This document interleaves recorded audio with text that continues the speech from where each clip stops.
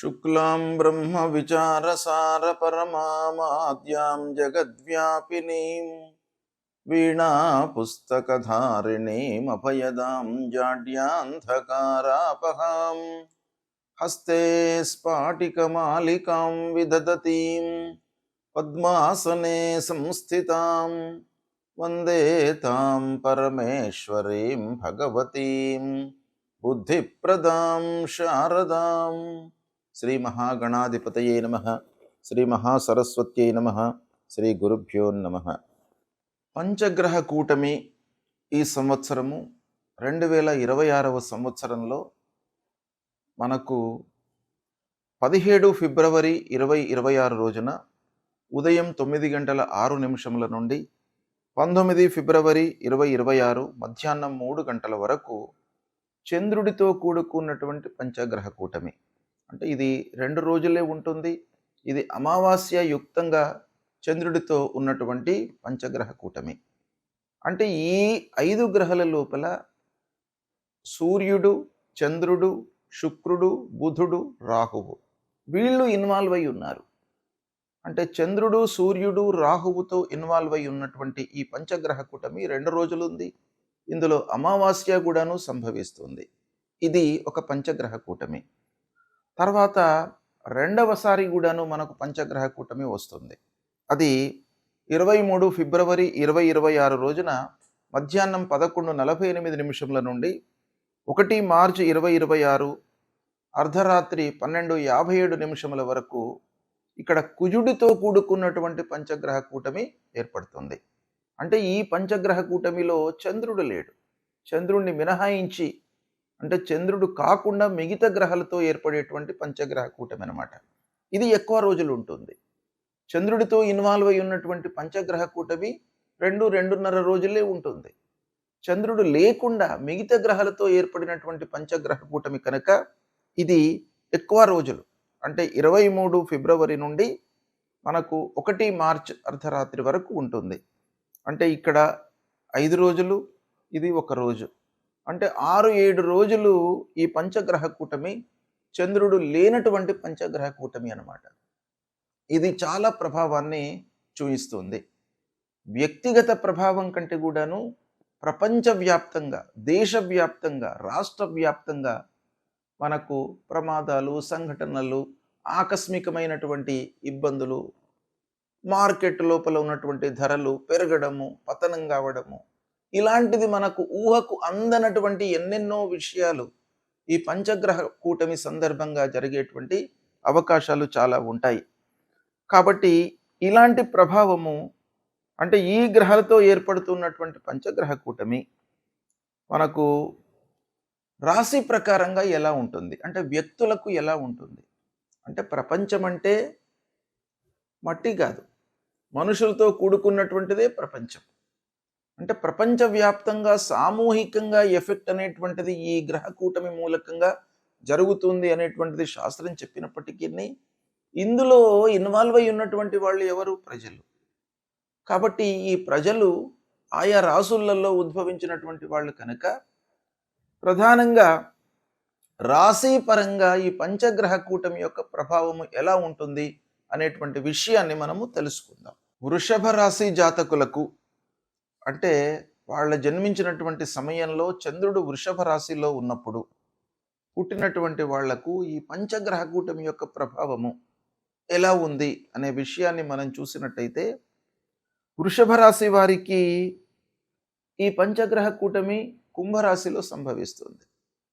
అంటే కుంభరాశిలో ఎలాంటి గ్రహాలు ఉన్నాయి అనంటే సూర్యుడు చాలా ప్రభావాన్ని చూపించేటువంటి గ్రహము, అలాగే అంగారకుడు అగ్నితత్వం సంబంధించినటువంటి గ్రహము, బుధుడు ఆలోచన, బుద్ధి, చదువు వీటిపై ప్రభావాన్ని చూపించేటువంటి గ్రహము, తర్వాత రాహువు అన్ని విషయాల లోపల కూడాను ఒక ఇల్యూషన్ మన లోపల భయభ్రాంతులను క్రియేట్ చేసేటువంటి గ్రహము, శుక్రుడు విలాసవంతమైనటువంటి జీవితానికి కారకుడైనటువంటి గ్రహం. ఇలాంటి గ్రహాలు పరస్పరంగా ఒక కుంభరాశిలో సంచరిస్తున్నటువంటి సమయంలో వృషభ రాశి వారికి ఏమవుతుంది? ఇది కర్మస్థానం అవుతుంది. అంటే దశమ స్థానం అవుతుంది. దశమ స్థానంలో సంచరిస్తున్నారు గనుక ఈ దశమ స్థానము మనకు ముఖ్యంగా చేసేటువంటి పనిని సూచించేటువంటి స్థానం. దాని పేరే కర్మస్థానం. అంటే మనము చేసేటువంటి ప్రొఫెషను, మనము చేసేటువంటి పని మూలకంగానే ఫలితం అనేటువంటిది రిఫ్లెక్ట్ అవుతుంది. ఫలితం ఎక్కడి నుంచో రాదు. మనం చేసేటువంటి పనికి ప్రపోర్షనల్గా వచ్చేటువంటిదే ఫలితం. కాబట్టి ఈ కర్మస్థానం లోపల మనకు ఈ గ్రహాలు సంచరించడం మూలకంగా కొంత చేసేటువంటి పని లోపల ప్రెషరు, ఒత్తిడి, మానసిక ఇబ్బంది ఇలాంటివి కొంతవరకు తలెత్తేటువంటి అవకాశాలు ఉన్నాయి. ఇక ఉద్యోగస్తులకు, వ్యాపారస్తులకు వీళ్ళందరికీ కూడాను హై అప్స్తో, అధికారులతో చిన్నపాటి మనస్పర్ధలు వచ్చే అవకాశాలు ఉంటాయి. ఇకపోతే రాజకీయ పరంగా ఆలోచించినట్టయితే వృషభ రాశి వారికి రాజకీయ పరంగా ఈ పంచగ్రహ కూటమి బాగా కలిసి వస్తుంది. దశమ స్థానంలో సూర్యుడు ఉన్నాడు. రాజకీయానికి, రాజకీయ కారకత్వాలకు, ప్రభుత్వాలకు వీటన్నిటికి కూడాను కారణభూతుడైనటువంటి ఆ సూర్యుడు అక్కడనే ఉన్నాడు. కాబట్టి అది కొంతవరకు ఉపయోగపడుతుంది. స్థానం లోపల మార్పు సూచనలు ఉన్నాయి. అంటే ఉద్యోగస్తులకు వాళ్ళు చేస్తున్నటువంటి ఉద్యోగం నుండి లేదా వాళ్ళు ఉన్నటువంటి ప్లేస్ నుండి వేరే ప్లేస్లోకి వెళ్ళడము ఇలాంటి మార్పులు కనబడుతున్నాయి. బాధ్యతల లోపల కూడా మార్పులు సంభవించే అవకాశాలు ఉన్నాయి. అంటే వాళ్ళు పూర్వం ఏదైతే ఇది చేస్తున్నారు, బాధ్యతను నిర్వర్తిస్తున్నారు, ఆ బాధ్యతల నుండి మార్పు వచ్చేటువంటి అవకాశాలు ఉన్నాయి. అయితే వృషభ రాశి వారికి ఈ పంచగ్రహ కూటమి బాగా కలిసి వస్తుంది. ఎప్పుడు అనంటే కొంత మీరు ఓపికతో, శాంతంతో వ్యవహరించినట్టయితే చివరికి లాభము మీకు చేకూరేటువంటి అవకాశాలు ఉన్నాయి. దశమ స్థానంలో ప్రధానమైనటువంటి గ్రహాలన్నీ ఉన్నాయి కాబట్టి మీకు ఇండైరెక్ట్గా మీరు కొంత సంయమనంతో ఉన్నట్టయితే మీకు ఈ పంచగ్రహ కూటమి సందర్భంగా మీకు చాలా మంచి జరిగేటువంటి అవకాశాలు ఉన్నాయి. దీన్ని సద్వినియోగపరచుకోండి. పంచగ్రహ కూటమి అంటే ఏమిటి? ఈ గ్రహాలు ఒక్క రాశిలో సంచరించడం మూలకంగా ఎలాంటి ఫలితాలు ఉంటాయి? అసలు ఈ గ్రహ కూటమి అనేటువంటిది ఎలా ఏర్పడుతుంది అనే విషయాన్ని మనము ఒక్కమారు చూసినట్టయితే సాంప్రదాయ జ్యోతిష్యంలో మనకు 9 గ్రహాలను మనము తీసుకుంటాము లెక్కలోకి. వాటి యొక్క చలనము, వాటి యొక్క సంచారాన్ని దృష్టిలో పెట్టుకొని ఫలితాలను మనం చెప్పడం జరుగుతుంది. సూర్యుడు, అంగారకుడు, బుధుడు, గురువు, శుక్రుడు, శని, రాహువు, కేతువు, ఇవి 9 గ్రహాలు.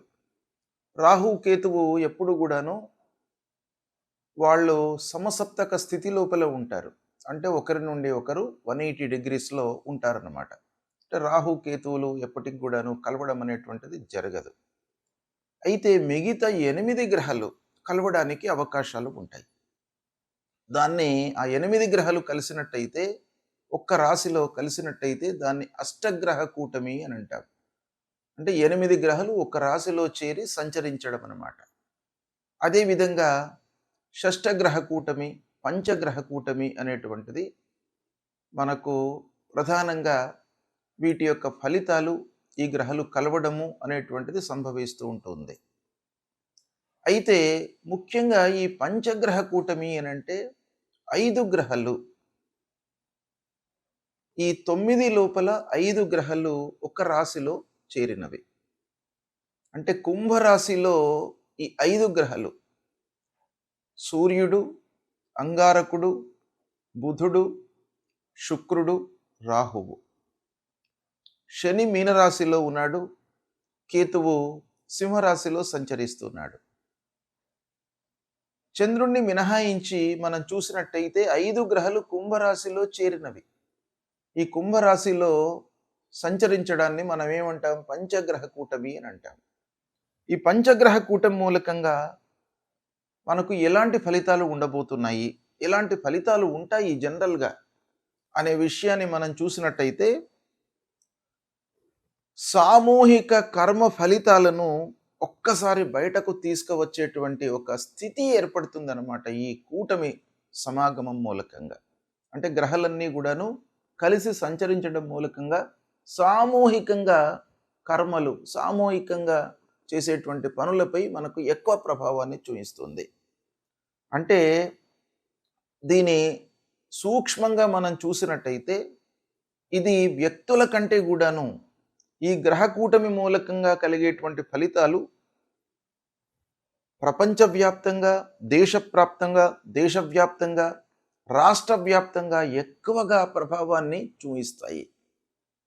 అంటే ప్రపంచవ్యాప్తంగా ఎలా ఉంటాయి, ఎక్కువ సంఘటనలపై ప్రభావం చూపిస్తుంది గనక ప్రపంచ స్థాయిలో ఎలాంటి ప్రభావాలు ఉంటాయి, ప్రపంచ స్థాయిలో మనకు ఉండేటువంటి ప్రభావము సంఘటనలు ఏంటంటే రాజకీయ పరంగా, రాజకీయంలో ప్రపంచవ్యాప్తంగా దేశాలలో రాజకీయ మార్పులు, ప్రభుత్వాలపై ప్రజల యొక్క అసంతృప్తి, నియంతృత్వ పాలనలకు చరమగీతం పాడడము, అంటే నియంతృత్వ పాలనలు బలహీనపడము, తర్వాత కొత్త రాజకీయ కూటమిలు ఏర్పడము, అంతర్జాతీయ ఒప్పందాలు, యుద్ధాలు, ఉద్రిక్తతలు, వీటిపైన కూడాను చాలా ప్రభావం చూపిస్తుంది. అంటే సరిహద్దు వివాదాలు మళ్ళీ చెలరేగే అవకాశాలు ఉంటాయి. ఆయుధ పరీక్షలు, సైనిక కదలికలు, శాంతి చర్చలతో పాటు ఆకస్మికమైనటువంటి ఘర్షణలు, ఇక ఆర్థిక వ్యవస్థపై కూడాను ఈ పంచగ్రహ కూటమి యొక్క ప్రభావం ఉంటుంది. అంటే ప్రపంచ మార్కెట్ లోపల అస్థిరత అనేటువంటిది చోటు చేసుకుంటుంది. అంటే బంగారము కానివ్వండి, చమురు, డీజిలు, కరెన్సీలపై ఊగిసలాట, అంటే అస్థిరత ఏర్పడుతుంది. కొన్ని దేశాలకు భారీ నష్టం వాటిల్లేటువంటి అవకాశాలు ఉంటాయి. కొన్ని దేశాలకు ఆకస్మిక లాభం చేకూరుతుంది. అంటే ఒక దేశానికి నష్టం జరుగుతుంటే ప్రపోర్షనల్గా ఇంకో దేశము లాభపడేటువంటి అవకాశాలు మనకు ఉంటాయి. అవన్నీ కూడాను ఈ యోగం మూలకంగా సంభవించే అవకాశాలు ఉంటాయి. అంతేకాకుండా ప్రకృతి లోపల వైపరీత్యాలు ఏర్పడతాయి.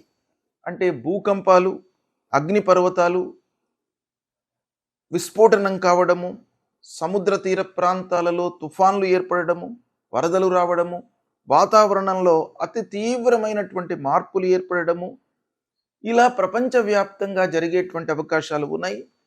ఇక దేశీయంగా భారతదేశంలో ఎలాంటి ప్రభావం చూపిస్తుంది అనంటే పాలనపైన, రాజకీయాలపైన ప్రభావం చూపిస్తుంది. కేంద్ర రాష్ట్రాల మధ్య అధికార ఘర్షణలు తలెత్తేటువంటి అవకాశాలు ఉంటాయి. కీలక చట్టాలు, విధాన మార్పులు, ప్రజల ఉద్యమాలు పెరిగే అవకాశం ఉంటుంది. దేశీయంగా కూడాను ఆర్థికపరమైనటువంటి రంగం పైన ఎఫెక్ట్ కనబడుతుంది.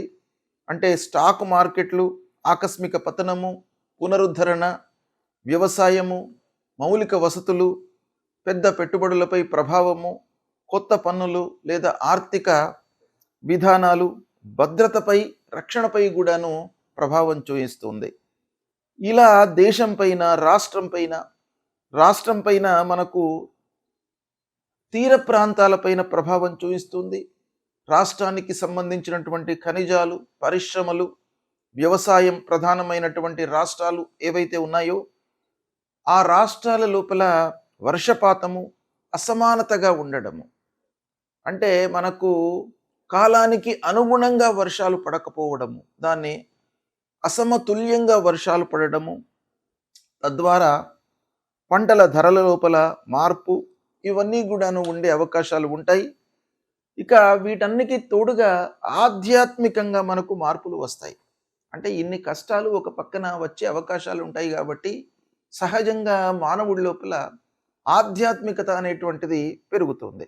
అంటే ప్రజల లోపల ధ్యానము, భక్తి ప్రపత్తులు, ఆధ్యాత్మిక చింతన, తర్వాత పాత సంప్రదాయాలకు సంబంధించినటువంటి విషయాలపై మనస్సు నిలపడము, సంప్రదాయ గ్రంథాలను చదవడము, గురువులను సేవించడము, సాధువులను సందర్శించుకోవడము, ఇలాంటి ఫలితాలు మనకు పంచగ్రహ కూటమి మూలకంగా ఓవరాల్గా ఉండే అవకాశాలు ఉంటాయి. వీటి నుండి అధిగమించడానికి మన సంప్రదాయం ప్రకారంగా ఏవైతే చెప్పారో, ఏం చెప్పారు, ఇలాంటి విపత్తులు జరుగుతున్నటువంటి సమయం లోపల మానవులందరూ కూడాను భగవంతుణ్ణి ఆరాధించడము, భగవంతుడికి కావలసినటువంటి జప తపాదులు హోమాలు చేయడము, తద్వారా ఇవన్నీ కూడాను తగ్గేటువంటి అవకాశాలు ఉన్నాయి. మన హిందూ సాంప్రదాయంలో ఒక ఉత్కృష్టమైనటువంటి స్థితి మానవుడికి ఇచ్చింది. ఏంటంటే కరెక్షన్ చేసుకోవడానికి విపత్తులు సంభవించినప్పుడు భగవంతుణ్ణి మీరు ఆరాధన చేసినట్టయితే తప్పకుండా ఇవన్నీ కూడాను తగ్గుతాయి అనేటువంటిది ఒకటి మనకు శాస్త్రంలో చెప్పింది ఉన్నది. కాబట్టి ఇలాంటివి జరుగుతున్నప్పుడు భగవదారాధన, హోమాలు, యాగాలు, స్తోత్ర పారాయణాలు నిరంతరము చేయడం మూలకంగా ఇలాంటి ప్రభావాలు తగ్గి ప్రజల లోపల సుఖశాంతులు కలిగేటువంటి అవకాశాలు ఉంటాయి. శుభం.